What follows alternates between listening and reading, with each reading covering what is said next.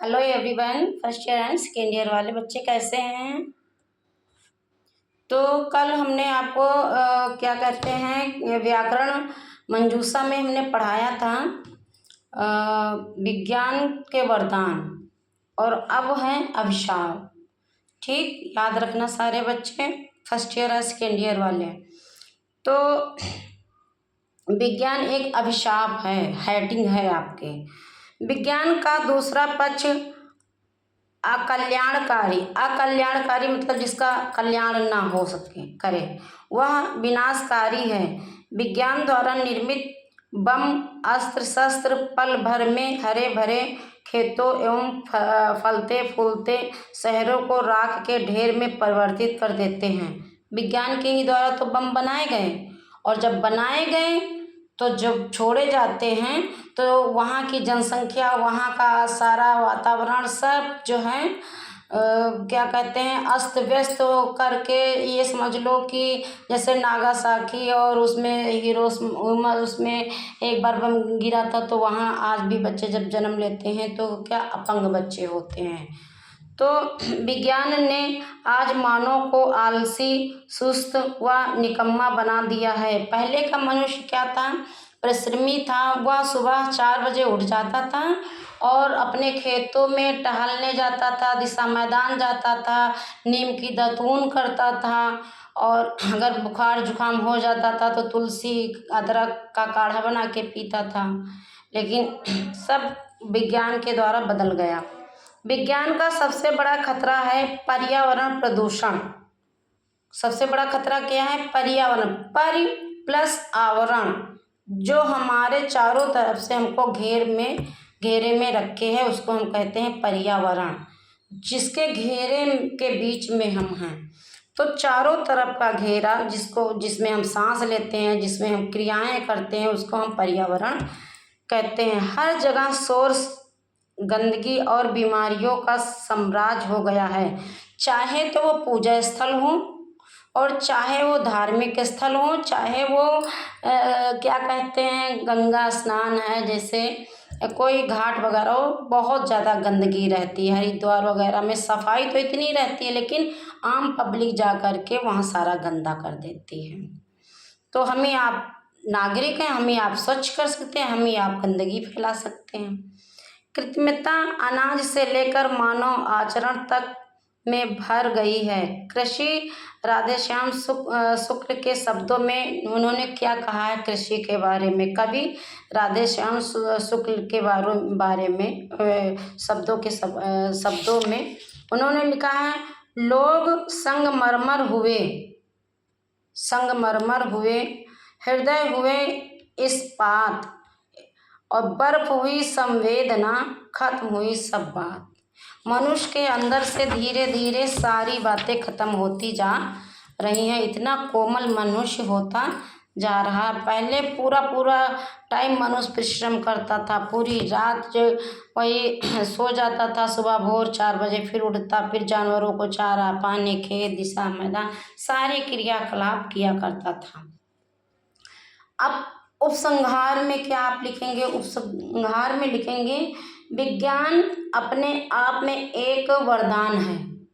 विज्ञान स्वयं अपने आप में एक वरदान है, पर उसका दुरुपयोग उसको अभिशाप बना सकता है। अगर उसका हम सही प्रयोग ना करें, जैसे गैस सिलेंडर ले लीजिए, खाना तो आसानी में बन जाता है, बर्तन भी साफ हो जाते हैं। पहले औरतें क्या करती थी, मिट्टी के चूल्हे में खाना बनाती थी, बर्तन जल जाता था, वो जब धुलती थी उनके हाथ काले हो जाया करते थे। अब वो सारी सुविधाएं सुलभ हैं, लेकिन अगर थोड़ी भी चूक हुई तो सिलेंडर क्या करता है, फट जाता है, फिर उस औरत गृहिणी की मृत्यु हो जाती है, घर भी तहस नहस हो जाता है। बिजली से हम एसी चलाते हैं, कूलर चलाते हैं, पंखा, फ्रिज, सारी चीज़ें यूज़ करते हैं बिजली से। अगर बिजली में कहीं शॉर्ट सर्किट हो गया तो पूरा घर तहस नहस हो जाता है। तो जहाँ विज्ञान ने हमें सुविधाएं दी हैं, वहाँ पर अव्यवस्था को देखते हुए नुकसान भी होता है। अब उपसंहार में अगर सही से हम इसका प्रयोग नहीं करेंगे तो हम खतरे में जा सकते हैं। तो दुरुपयोग उसका अभिशाप बन सकता है। विज्ञान का सही व संतुलित उपयोग मानव के लिए जीवनदायी है और उसका अंधाधुंध दुरुपयोग विनाशकारी है। समझ रहे हो सारे बच्चे? जिस समझ में आ रहा है सभी को? गुड। यह तो देखने वाले की नज़र पर है कि वह उसे किस दृष्टि से देखता है और उसका उपयोग किस प्रकार करता है। किसी शायर की ये पंक्तियाँ हमें सोचने को विवश कर देती हैं। यहाँ कीचड़ में कमल, कांटों में गुलाब सराहा जाता है। ध्यान से सुनिए, यहाँ कीचड़ में कमल। कभी कभी ऐसा होता है जो बड़ी बड़ी कोचिंगें बच्चे लेते हैं, बड़े बड़े क्लास लेते हैं, उनके नंबर अच्छे नहीं आते। एक मध्यवर्गीय बच्चा, किसान का बच्चा अच्छे नंबरों से पास होता है, तो कहते हैं कीचड़ में कमल खिल गया हैं और कांटों में गुलाब खिल गया। कोई परिस्थिति नहीं थी, कुछ उसके पास कोई साधन नहीं था, फिर भी उसने टॉप किया। तो यहाँ कीचड़ में कमल, कांटों में गुलाब सराहा जाता है। उनको तो चांद में भी दाग नजर आता है। नजरिया है देखने का। अगर पूरे सूट में लड़की है तब भी सुंदर लगती है, तो लोग कहते हैं वाह कितनी संस्कारी है, भले उसके नेचर कैसे भी हों। और छोटे कपड़ों में है तो लोग क्या कहते हैं, इसके माँ बाप की परवरिश ऐसी है, माँ बाप ने इसकी परवरिश ऐसी की हो तभी ये बदतमीज है।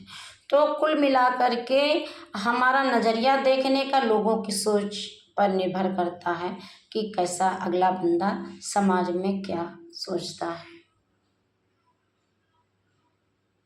अच्छा, क्वेश्चन हम आपको दे रहे हैं, नोट करिए सभी बच्चे। ये चैप्टर आपका जो है विज्ञान का वरदान या अभिशाप, ऐसे 250 शब्दों में है, इसको आप करेंगे।